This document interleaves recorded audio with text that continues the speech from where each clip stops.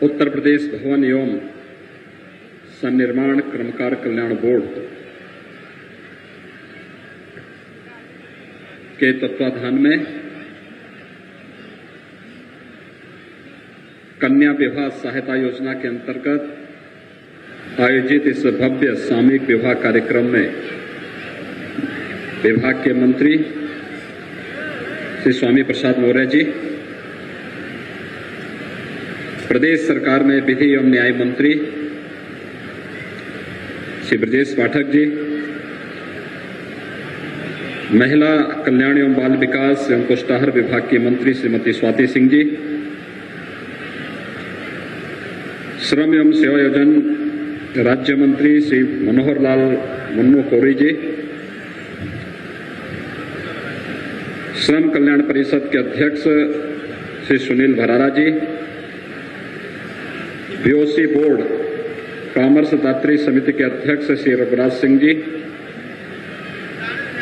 अपर मुख्य सचिव श्रम एवं सेवायोजन श्री सुरेश चंद्रा जी, आज के इस कार्यक्रम में उपस्थित हमारे प्रशासन और पुलिस के सभी अधिकारीगण, श्रम विभाग के सभी अधिकारीगण, सम्मानित जनप्रतिनिधिगण और 3500 से अधिक कन्याओं के इस सामूहिक विवाह कार्यक्रम में उपस्थित वर और वधू पक्ष से उपस्थित सभी आगंतुक अतिथिगण और उपस्थित भाइयों बहनों, एक साथ 3507 जोड़ों की एक साथ इस सामूहिक विवाह के आयोजन के लिए मैं श्रम विभाग को हृदय से साधुवाद देते हुए इस 9 दंपतियों को जो आज वैवाहिक सूत्र में बंध रहे हैं, उन्हें प्रदेश सरकार की ओर से हृदय से बधाई देता हूं।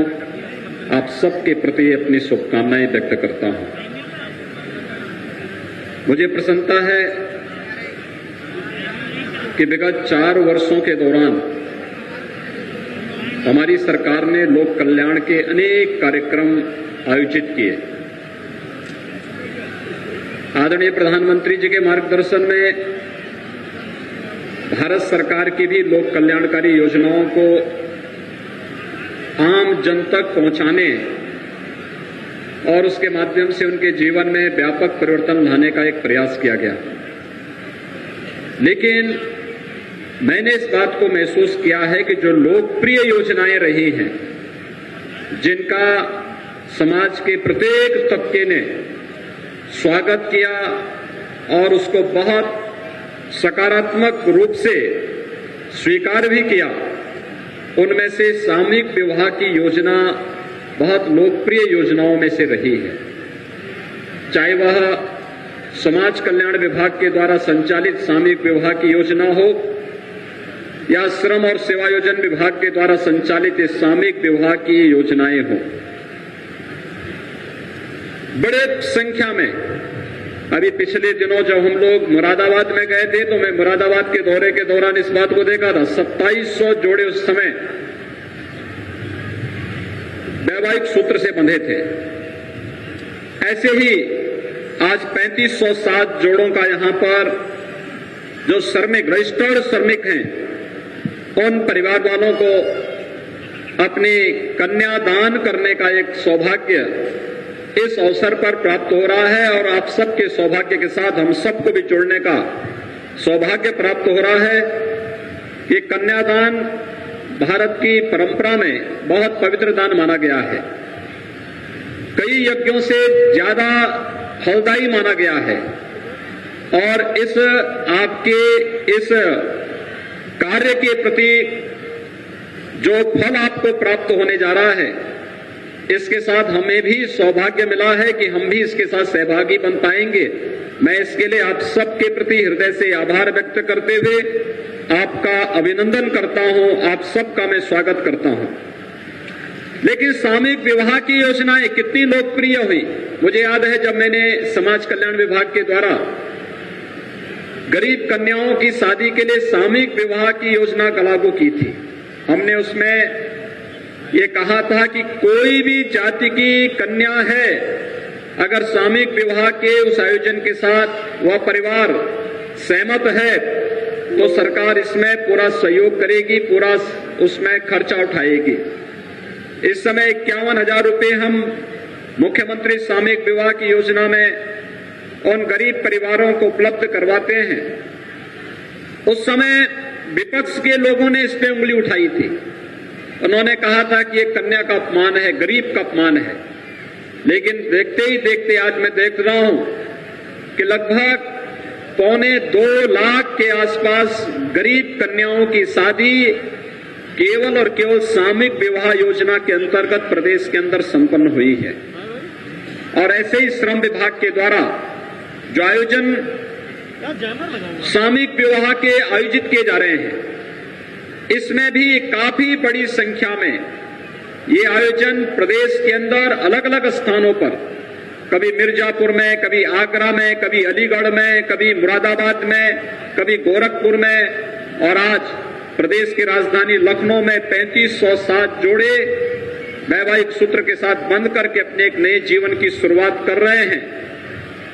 श्रमिक राष्ट्र का निर्माता है और इसलिए उसके सुख दुख में सहभागी बनना ये किसी भी लोक कल्याणकारी सरकार का पहला कर्तव्य बनता है। और अपने उसी कर्तव्य का निर्वहन करते हुए सरकार ने अनेक कल्याणकारी योजनाएं इस दिशा में प्रारंभ की हैं। हम सब जानते हैं पिछले 1 वर्ष से पूरा प्रदेश और पूरा देश कोरोना महामारी से जूझ रहा है। मेरी आप सबसे अपील होगी, यहां पर आप एक पवित्र मांगलिक कार्यक्रम के साथ जुड़े हैं, लेकिन हमें कोरोना से अभी पूरी तरह ऐसे उन्मुक्त वातावरण में नहीं घूमना है कि हम लापरवाह हो जाएं। जिस बात को लेकर के प्रधानमंत्री जी बार बार कहते हैं कि हमें बार बार इस बात को ध्यान में रखना पड़ेगा, बीमारी के उपचार से महत्वपूर्ण बचाव होता है और बचाव के लिए महत्वपूर्ण है कि हम लोग 2 गज की दूरी और मास्क जरूरी का पालन जरूर करें। यानी ये मंत्र हमारे जीवन का एक हिस्सा बनना चाहिए। मास्क लगा करके ही सार्वजनिक कार्यक्रम में हम भागीदार बने। मास्क लगा करके आप बोल भी सकते हैं, मास्क लगा करके अपनी बातों को रख भी सकते हैं, लेकिन कोरोना के प्रति सावधानी, क्योंकि एक बार फिर से कोरोना की कहर कई राज्यों में बरतती भी दिखाई दे रही है। बहुत सारे राज्य हैं जहां मामले तेजी के साथ बढ़े हैं। यातायात की सुविधाएं आसान होने के नाते खेती बाड़ी के लिए आसन्न जो पंचायत चुनाव है इसके लिए लोग गांव आ रहे हैं, उसमें सावधानी और सतर्कता अत्यंत आवश्यक है। और मैं यहां पर उपस्थित जितने भी आगंतुक अतिथि हैं उन सबसे आग्रह करूंगा कि वह इस बारे में सदैव सतर्क रह करके सबसे पहले कोरोना जैसी महामारी से बचाव के लिए स्वयं भी बचें, अपने परिवार को भी बचाएं और समाज को भी इस महामारी से बचाने में अपना योगदान दें।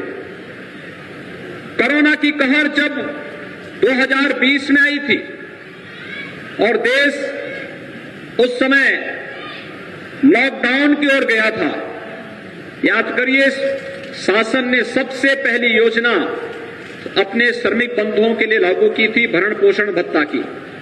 और मुझे बताते हुए प्रसन्नता है 54 लाख से अधिक श्रमिकों के खातों में, जिसमें निर्माण कार्यों में जो रजिस्टर्ड श्रमिक हैं इनके खातों में तो पैसा दिया ही गया था, लेकिन स्ट्रीट वेंडर्स को हम लोगों ने पैसा दिया। कुली जो रेलवे स्टेशन पर बस स्टेशनों पर कार्य करते हैं उनके लिए भी धनराशि उन्हें उपलब्ध करवाने का कार्य किया गया। और साथ साथ पल्लेदार होते हैं जो मंडियों में काम करते हैं उनको भी धनराशि भरण पोषण भत्ता के रूप में सरकार ने उपलब्ध करवाने का कार्य किया था। कुल 54 लाख ऐसे लोगों को जो श्रमिक थे और इस कैटेगरी में आते हैं उन्हें धनराशि उपलब्ध कराने का कार्य सरकार ने उस समय किया था। इसके साथ ही सरकार ने प्रधानमंत्री गरीब कल्याण पैकेज के अंतर्गत उन सभी परिवारों को निःशुल्क खाद्यान्न उपलब्ध कराने और जहां पर भोजन बनाने के लिए रसोई गैस नहीं थी, निःशुल्क 6 महीने तक रसोई गैस के सिलेंडर भी उपलब्ध करवाने के कार्य उस समय भारत सरकार के सहयोग से प्रदेश सरकार ने किया था। जनधन अकाउंट धारी जितने भी परिवार थे 3 महीने तक उन्हें अतिरिक्त धनराशि उपलब्ध करवाने का कार्य किया गया। वृद्धावस्था पेंशन, निराश्रित महिला पेंशन और दिव्यांग जन पेंशन धारकों को भी अग्रिम धनराशि के साथ साथ सहायता राशि उस समय केंद्र और प्रदेश सरकार ने मिलकर के उस आयोजन को आगे बढ़ाने का कार्य किया था, जिससे समाज के अंतिम पायदान पर बैठा हुआ व्यक्ति कहीं भी अपने आप को उपेक्षित महसूस न करे और असहाय भी महसूस न करे। अनेक ऐसी योजनाएं जिसमें जन्म लेने से लेकर के और बुढ़ापे तक का सहारा किसी भी व्यक्ति का बन सकता है। केंद्र और प्रदेश सरकार की बहुत सारी ऐसी योजनाएं हैं जिन योजनाओं की जानकारी न होने के कारण अधिकतर क्षेत्रों में उसका लाभ हमारा मजदूर, हमारा किसान या फिर गांव की महिलाएं नहीं उठा पाती हैं। और मेरा आग्रह होगा सभी विभागों से हम इसका व्यापक प्रचार प्रसार करें, इसका व्यापक पैमाने पर इसका प्रचार प्रसार करें और इसको तेजी के साथ आगे बढ़ाने का कार्य करें। इन्हीं में से एक योजना है जिसमें अटल आवासीय विद्यालयों के निर्माण की कार्रवाई, हम सब जानते हैं कि निर्माण कार्यों के साथ जुड़े हुए जो मजदूर हैं, ये जितना पैसा खर्च हो रहा है निर्माण कार्यों से जो शेष प्राप्त होता है उसी से ये मजदूरों के और श्रमिकों के कल्याण के लिए सरकार अनेक प्रकार की योजनाएं बनाती है। और इसी में सरकार ने, प्रदेश सरकार ने एक व्यवस्था बनाई है कि हम लोग निर्माण कार्यों के साथ जुड़े हुए रजिस्टर्ड जितने भी श्रमिक हैं इनका जीवन बड़ा अस्त व्यस्त रहता है। आज वे लखनऊ में हैं, 2 महीने के बाद कानपुर चले गए, इसके बाद फिर वहां का निर्माण कार्य संपन्न करके फिर उन्हें वहां से दूसरे अन्य स्थानों पर जाना पड़ता है। उनका जीवन तो अव्यवस्थित रहता ही है, लेकिन उस अव्यवस्था की चपेट में उनके बच्चे आते हैं। और इसलिए सरकार ने तय किया है प्रदेश के अंदर 18 स्थानों पर, यानी 18 हमारे पास कमिश्नरी हैं, उन कमिश्नरी मुख्यालयों पर हम लोग 18 अटल आवासीय विद्यालय चलाएंगे, जिसमें आज की अत्याधुनिक शिक्षा श्रमिकों के बच्चों को और अनाथ बच्चों को दी जा सके। इसके लिए एक व्यापक कार्य योजना बनकर के इसको हम इसी सत्र में लागू करने जा रहे हैं। इसमें प्रदेश के भारी पैमाने पर श्रमिकों के बच्चों को अच्छी और उत्तम शिक्षा उपलब्ध कराने में, आधुनिक और उत्तम शिक्षा उपलब्ध कराने में मदद मिलेगी। यह कार्य सरकार ने प्रारंभ कर दिया है। दूसरा कार्य, प्रवासी हो या निवासी, रजिस्टर्ड हो या खेतों में काम करने वाला या फिर स्ट्रीट वेंडर हो या पल्लेदार या कुली, जो भी मजदूर की श्रेणी में, श्रमिक की श्रेणी में जो भी लोग आते हैं, इनकी सामाजिक सुरक्षा की एक गारंटी। आपने देखा होगा इस बार उत्तर प्रदेश सरकार के बजट में हम लोगों ने एक व्यवस्था दी है। प्रदेश के अंदर 2 करोड़ श्रमिक परिवारों को, ये श्रमिक परिवार जो रजिस्टर्ड हैं, इन्हें श्रम और सेवायोजन विभाग के द्वारा, और जो परिवार जो रजिस्टर्ड श्रमिक नहीं हैं, उन्हें राज्य सरकार अपने फंड से उन्हें 2 लाख रुपए की जीवन सुरक्षा बीमा की एक योजना उपलब्ध कराने जा रही है कि अगर उस श्रमिक के साथ दुर्भाग्य से कोई दुर्घटना घटित होती है तो उस परिवार को 2 लाख रुपए की सहायता राज्य सरकार के स्तर पर उस परिवार को मिलनी प्रारंभ हो जाएगी। ये व्यवस्था सरकार आगे करने जा रही है। लेकिन साथ साथ जितने भी श्रमिक हैं, रजिस्टर्ड हो, अनरजिस्टर्ड हो, ऐसे 2 करोड़ श्रमिक परिवारों के लिए आयुष्मान भारत योजना के अंतर्गत जो लोग अब तक इस योजना से आच्छादित नहीं हुए हैं, उन्हें मुख्यमंत्री जन आरोग्य योजना के अंतर्गत 5 लाख रुपए तक की प्रतिवर्ष स्वास्थ्य बीमा का कवर देने का कार्य भी राज्य सरकार करेगी और यह योजना भी हम लोग तत्काल प्रभाव से प्रदेश के अंदर लागू करने जा रहे हैं। यानी अनेक योजनाएं आज श्रमिक परिवारों के लिए सरकार के द्वारा प्रारंभ की गई है। स्वाभाविक रूप से आपके बगैर कोई भी इंफ्रास्ट्रक्चर खड़ा नहीं हो सकता है, कोई भी निर्माण आगे नहीं बढ़ सकता है और आपकी इस ताकत को एक सकारात्मक दृष्टि से लेकर के सरकार ने अपनी सकारात्मक ऊर्जा उसके साथ जोड़ा है और उसको एक साथ आगे बढ़ा करके इन तमाम प्रकार की योजनाओं को आगे बढ़ाने का कार्य किया गया है। आज उसी का परिणाम है कि 3507 जोड़े श्रमिक परिवारों से जुड़े हुए एक साथ यहां पर अपनी नए जीवन की शुरुआत कर रहे हैं। कितने आप सौभाग्यशाली हैं। सामान्य कार्यक्रमों में हम लोगों को जाने का अवसर नहीं प्राप्त होता है। हमारे यहां मंत्रियों के परिवार में, हमारे जनप्रतिनिधियों के परिवार में मांगलिक कार्यक्रम होते हैं, हम लोगों को जाने का अवसर नहीं मिल पाता है, समय भी नहीं निकल पाते हैं। लेकिन इस सामूहिक विवाह में मुझे भी आना पड़ा, हमारे श्रम और सेवायोजन मंत्री को भी आना पड़ा, हमारे कानून मंत्री को भी आना पड़ा, बाल विकास और महिला और बाल विकास और पुरस्कार विभाग की मंत्री को भी आना पड़ा और साथ साथ विभाग के राज्य मंत्री को भी आना पड़ा। अपने सभी कार्यक्रमों को स्थगित करते हुए आज हम सब आपके बीच में हैं। हमारे अधिकारीगण, सभी अधिकारी यहां पर मौजूद हैं, पुलिस के अधिकारी भी हैं, प्रशासन के अधिकारी भी हैं, श्रम विभाग के अधिकारी भी हैं।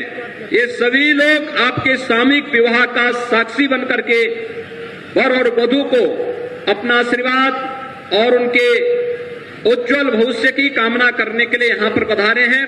यह एक बहुत सौभाग्य और मांगलिक कार्यक्रम के साथ एक मंगलदायी अवसर भी है। मैं इस अवसर पर आप सबके प्रति अपनी शुभकामनाएं व्यक्त करता हूं और विश्वास व्यक्त करता हूं कि आप सब शासन की कल्याणकारी योजनाओं के साथ जुड़ करके प्रत्येक नागरिक तक इन योजनाओं का लाभ पहुंचाने का कार्य करेंगे।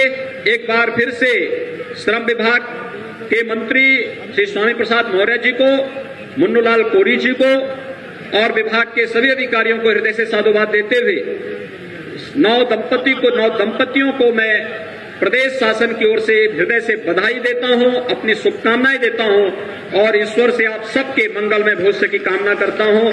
धन्यवाद। जय हिंद। बहुत बहुत धन्यवाद माननीय। आपके आशीर्वाद और आशीर्वचनों से निश्चित रूप से ये नव दंपति सुखमय वैवाहिक जीवन व्यतीत